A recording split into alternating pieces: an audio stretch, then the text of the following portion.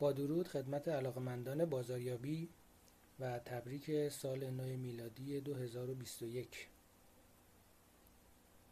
در برنامه این هفته ابتدا گذری خواهیم کرد و مطالبی رو مرور میکنیم مرتبط با بازاریابی در ایران و در بخش دوم من اخبار بازاریابی دنیا رو اونچنان که رصد شده و به نظرم جالب می اومده خدمتتون ارائه خواهم داد. مدتاست این موضوع در فکر من هست و علاقمند هستم با دوستان مطرح کنم، صحبت کنم. چرا وضعیت بازاریابی در ایران علامت سوال زیاد داره، خوب یا بد فرقی نمیکنه، نکات خوبش نکات. و باز تاکید میکنم از منظر مشتری و مصرف کننده من به موضوع نگاه میکنم، چون شرکت ها به اندازه کافی در این خصوص کار کردن و کار میکنند و ما ثمره عملکرد بازاریابی شرکت‌های بسیار خوب تا بسیار بد رو در بازار می‌بینیم. اون جای خود ما از منظر مصرف کننده نگاه خواهیم کرد به وضعیت این بازار. اجازه بدید موضوع جالب و کیس مبتلا بهی که خیلی از دوستان احتمالاً با اون مواجه شدن و یا مواجه خواهند شد رو در نظر بگیریم. آژانس‌های مسافرتی و مهاجرتی، نحوه تعاملشون با مشتری و پاسخگوییشون از لحظه آشنا شدن با مشتری تا به انتها. و یکی از مهمترین آیتم ها شکایت ها، رسیدگی به شکایت ها، بازخورد ها، بخشی از CRM و مدیریت ارتباط با مشتری. آیا چگونه با این موضوع برخورد میکنم؟ اگر دقت کرده باشید اکثر این آژانس ها، چون اونهایی که داخل کشور هستند اونهایی که خارج از کشور هستند، گاهن بی توجه هستند نسبت به انبوه اطلاعات موجود در اینترنت، به ویژه اطلاعات ثبت شده توسط شرکت‌های خارجی و مراجع ذی‌صلاح خارجی در کشورهای مقصد و یا آژانس‌های هواپیمایی هر شود که خارجی. به عنوان مثال اگر شما قصد پرواز با امیریت رو دارید، اطلاعات امیریت روی سایت امیریت هست یا قطر ایرویز بر روی سایت قطر ایرویز هست. چطور هست که آژانس‌ها گاهن بدون توجه به این اطلاعات و بی توجه نسبت به این موضوع که مشتری میتونه و قابلیت مطالعه این اطلاعات رو داره، در بسیاری از موارد با روش‌ها و معیارها و محک‌های خارج از عرف و مصادیق اخلاقی این آژانس‌ها و این اعلان‌ها اقدام به فروش بلیط میکنن، به هر روشی که بخوان برخورد میکنن، به هر روشی که بخوان قیمت رو حساب میکنن، مبلغ تیکت رو، مواردی که میتونه مکرر مغایر باشه با اون چیزی که در وبسایت هست. یا آژانس‌هایی که اجاره کار در حقیقت کرایه هتل، اقامت مسافر رو انجام میدن. خب این اطلاعات برای وبسایت‌های مختلف هست، امکان ترانسفر کردن پول هم وجود داره، ولی روش خودشون رو در پیش میگیرن و به هر روشی که دوست داشته باشن با مشتری تعامل میکنند. در حضور مشتری هر حرفی رو میزنند، کد آف کانداکت آنچنانی دیده نمیشه و اگر شما شکایتی هم داشته باشید یا نمیدونید به کدوم مرجع باید این شکایت انجام بشه، یا اگر این شکایت انجام میشه به نتیجه‌ای نمیرسه، یا اگر به نتیجه‌ای میرسه باز تکرار میشه، بدین معنی که رسوب در مجموعه ها نداره و اساساً با مسافر و یا مهاجر به عنوان فرد در حقیقت نیازمند، درسته ما در بازاریابی همیشه اشاره میکنیم که از نیاز مشتری باید شروع کرد، ولی هیچ جا اشاره نشده که از نیاز مشتری میبایست سوء استفاده کرد.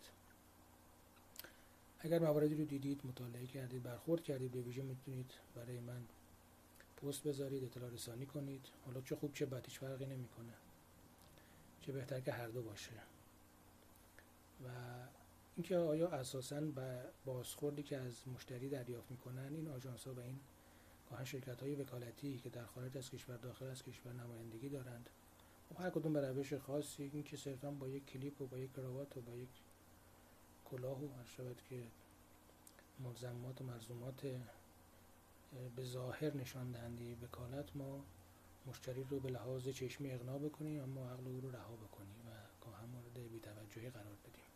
چه بسیار وکلایی که در داخل در خارج از کشور این کار انجام میدن به درستی، منطقی و قانونی، تشکر، و چه بسیار مواردی که این رو رعایت نمی کنند و متاسفانه به روش‌های نادرست و از تریبون‌ها و رسانه‌های خیلی جمعی اونچنان که برد بالایی هم داره مجانی توسط تلویزیون مثلا در کانال‌های مختلف این رو تبلیغ می‌کنند و انتظار دریافت بازخورد دارند، انتظار دریافت شاید که تماس بالا، مراجعین متعدد که گاهن هم دارند، دو سویه هست، اونها چطور میتوانند از این بازار استفاده بکنند و با همه این اطلاعاتی که نادرست گاهن عرضه میشه منتفع بشن و چه بسیار آژانس‌هایی که واقعا منطقی کار میکنن و به نتیجه نمیرسن. به هر شکل این گروه از در حقیقت عرضه کنندگان خدمات و گاهن کالا در بازار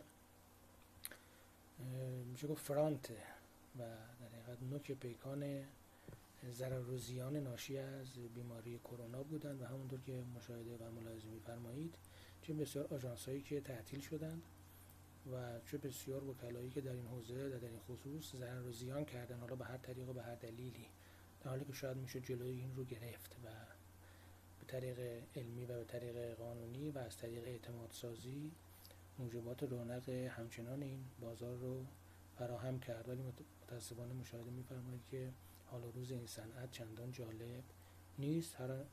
و البته عجیب‌تر از اون این هستش که به محض اینکه وضعیت یک مقدار بهتر بشه همون شرایط قبلی تکرار میشه با رویکرد صرفاً منتفع شدن عرضه کننده و نه متقاضی. نکته بعدی نکته است که قابل توجه هست، اون چه به نام برند در ایران ثبت میشه و برندهای ایرانی. خب خیلی عجیب هست و خیلی علامت سوال که آیا واقعا ما چند برند در ایران داریم و اساساً برندها رو چگونه بشناسیم. اینکه گاهن هنگام حرکت در خیابان ملاحظه می‌فرمایید ثبت برند بر روی زمین ثبت شده و شماره تلفنی که این امکان رو فراهم میکنه برند ثبت بشه. آیا واقعا به همین سادگی است؟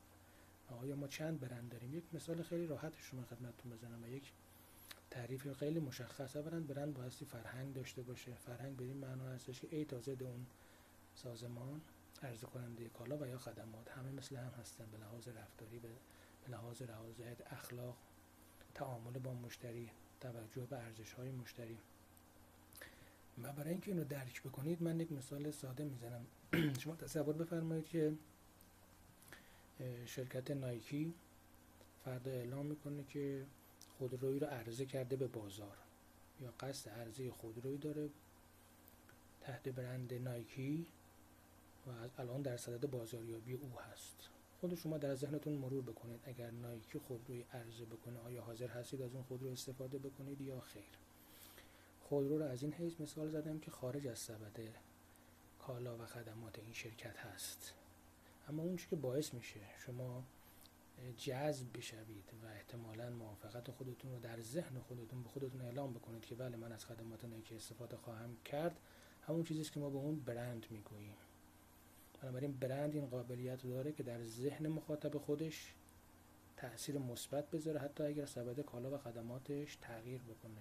خب برندهای داخلی رو در ذهنتون مرور بکنید اگر میشناسید و ببینید آیا با کدومی که از این برندها میتونید چنین برخورد بکنید. اینو تسریع بدیم با آیتم قبل که من توضیح دادم. آژانس‌های مسافرتی مثلا فرض فرمایید اگر در حال حاضر خدمات مسافرتی و اقامتی فرض فرمایید ارائه میدهند، حالا نه در حوزه خدمات، در حوزه محصول، در همون حوزه خدمات، فرض کنید از فردا مقرر بشه که فروش بیمه هم داشته باشن، از فردا مقرر بشه که فرض کنید رزرو خدمات خاصی رو انجام بدن. حالا یه مقداری فراتر بریم، هرچه فاصله تارگت جدیدتون از سبد کالا خدمات اونها دورتر باشه و نظر شما مثبت‌تر باشه، این برند قوی‌تری هست.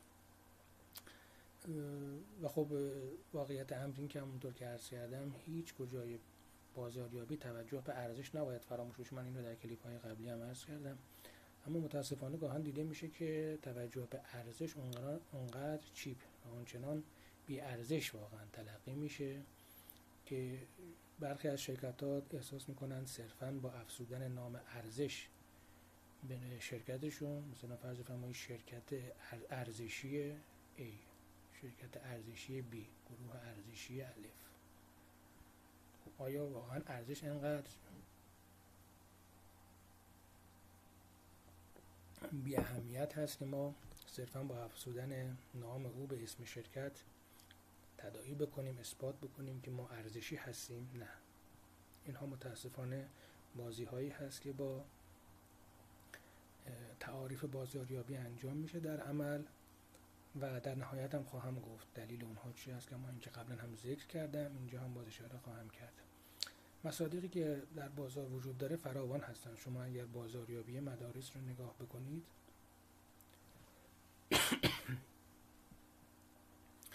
بازاریابی بانک ها و مثلا سایت های کاریابی، خب چون مسلمه مهمترین اصل در سایت های کاریابی راستی آزمایی اطلاعات هست.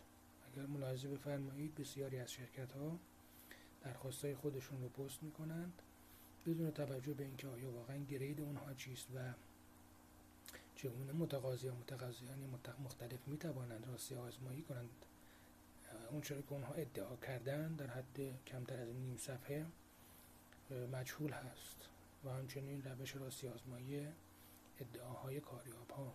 ولی ملاحظه می‌فرمایید که همچون قارچ در حال رویش هستند و بسیاری از این مجموعه ها افراد رو به هم متصل میکنن فارغ از اینکه این اتصال چقدر قوی هست و این ارتباط کاری چقدر پایدار خواهد موند. اینجا هم باز ارزشی به اون شکل مطرح نیست، صرفا سودآوری هست برای بنگاه‌های تازه وارد به بازار. و اگر ما فرض رو بر این بگیریم که در چنین بازاری اساساً سمت مشتری شورایی است در ایران به نام شورای رقابت، او هم میبایستی ورود بکنه به نفع طرفین، عرضه کننده، فروشنده و خریدار. اما چگونه است که شما ملاحظه میکنید که همچنان قیمت خودرو به عنوان مثال همچون یک کالای ارزشمند، اونچه که ما از ارزش متوجه شدیم ارزش ریالیست، ارزش مالی است. این کالا هر روز به هر روز گرانتر میشه، 10 برابر بالا میره، 2 برابر میاد پایین، در نهایت جمع جبری مثبت به سمت بالا. و یا فرض فرمایید حالا اینجا شورای رقابتی که از مدیاهایی که در بازار هستن و تبلیغ میکنن واقعا جای علامت سوال هست در شرایطی که مردم هر شکل تحت فشار هستن و برای تهیه مایحتاج خودشون که مردم اعلام میکنیم منظور بیشتر از اوریج جامعه، امکان داره برخی ادعا بکنن که همه وضعشون خوبه.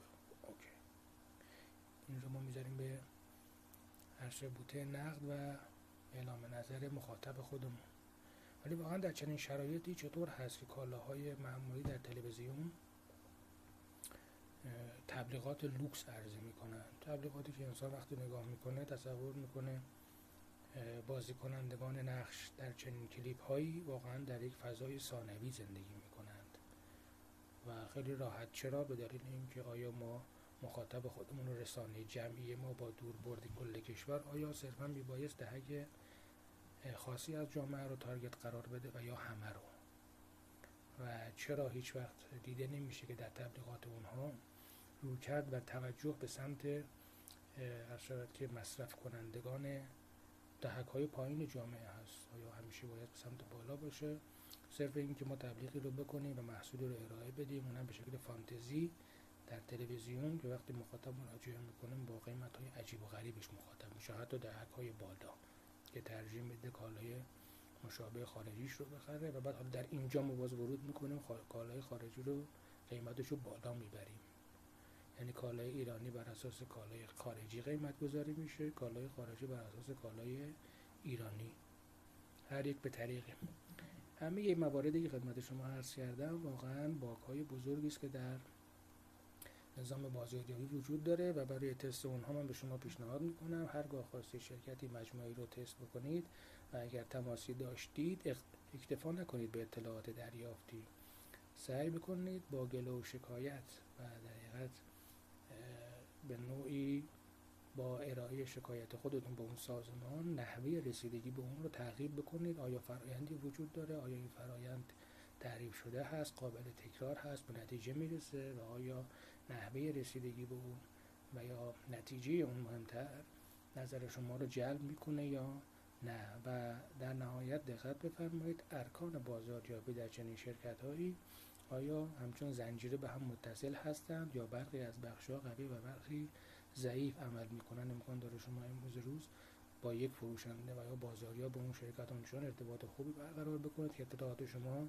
تأمین بشه، اما فردای روزی این بازاریاب دیگه در اون شرکت حضور نداره، این جای تحمل داره، یا عکس اون بر تعداد چنین بازاریاب هایی که در تعامل خودشون با مشتری احترام میذارن، توجه میکنن، افزایش پیدا میکنه. هر دو قابل توجه هست، حتما مد نظر داشته باشید.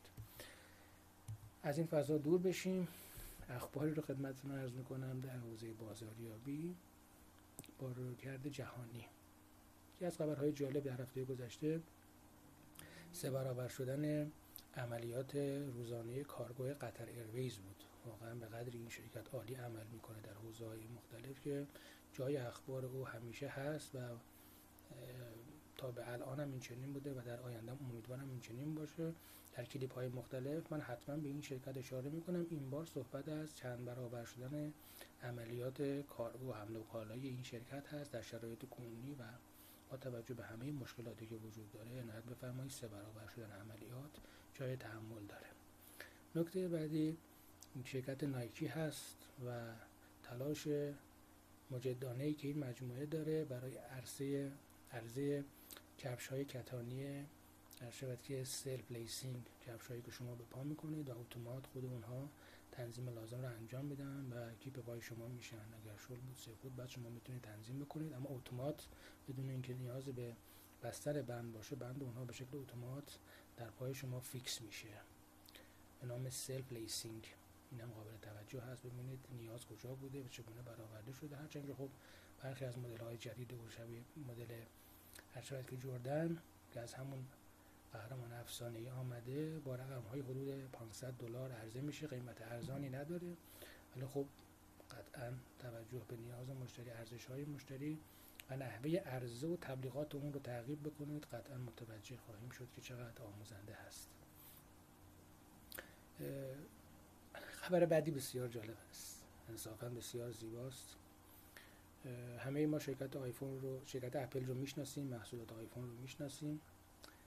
هر صورت که و هدستی که اخیراً عرضه کرد این شرکت به نام ایرپاد مکس اپل با قیمت $549 به بازار عرضه شد. محصول آمریکایی.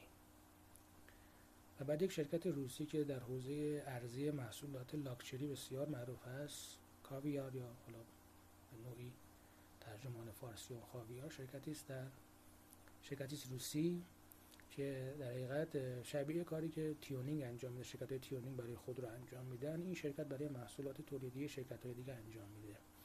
این شرکت روسی همون محصول ایرپاد مکس رو هر صورت که ارتقا داد، بهینه کرد و با مبلغ $108,000 عرضه کرد. پس محصول اصلی توسط شرکت اپل $549 و محصول در صورت که بهینه شده و لاکچری شده اون روسی با 200 برابر قیمت گرانتر $108,000 عرضه شد. خب پس اینجا عنایت بفرمایید یک مقداری فضای برند و برندسازی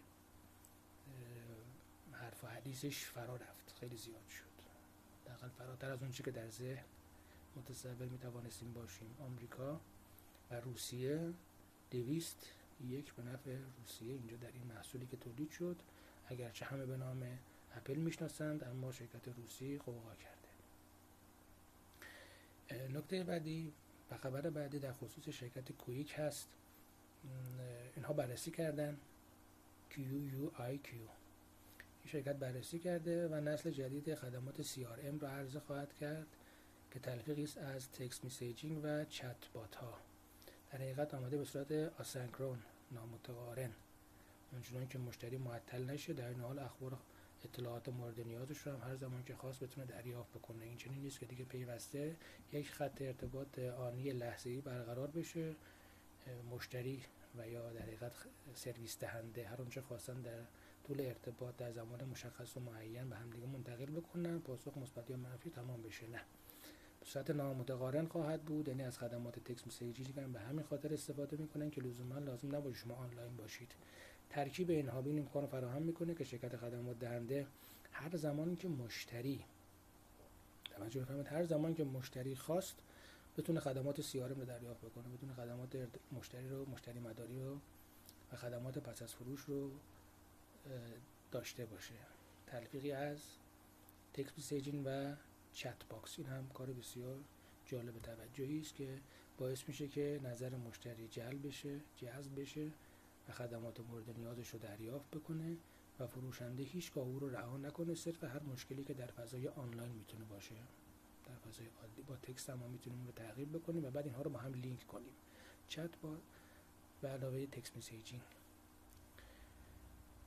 خبر زیبای دیگر در خصوص شرکت آیکیا هست. خب شرکت آیکیا متوجه شده که در ایام کرونا و پندمیک مصرف اسباب بازی و استفاده از اسباب بازی نزد بچه‌ها کم شده. شغل جدیدی ایجاد کرده. می توانید بر روی لینکدین مثلا سرچ کنید آیکیا چیف پلی آفیسر.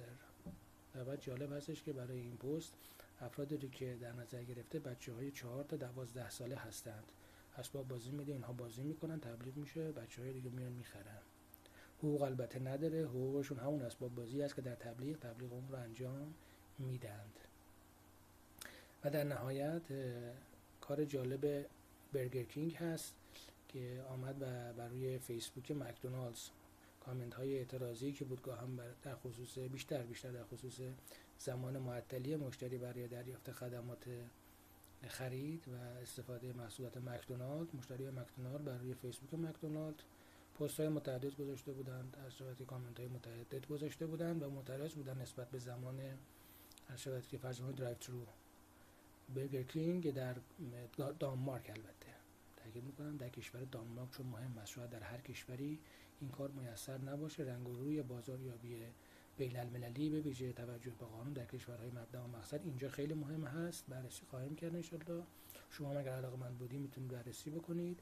در کشور دانمارک برگر کینگ آمد و بر روی کامنت اعتراضی مشتریان مکدونالد پاسخ داد. خیلی ها میگفتن در مکدونالد ما هم اعتراض میکنیم و هم مکدونالد با تأخیر به کامنت ها و اعتراضات ما جواب میده. برگر کینگ آمد، این زمان رو کوتاه کرد، رفت بر روی کامنت ها و اعتراض های ارائه شده در فیسبوک مکدونالد به تک تک این اعتراضات جواب داد. کاری کرد که هم مکدونالد پاسخ سریع داده باشه ظاهرا چون به نیابت برگر کینگ این کار انجام میداد و هم تبلیغ خودش رو کرد.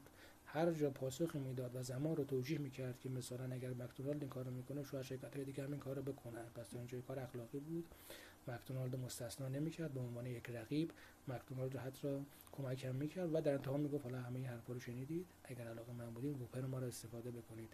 دوستانی که با ووپر و همبرگر شاید که جاینت برگر کینگ آشنا هستن من این عبارت رو میشنوند. روزگار بر همگی شما عزیزان خوش.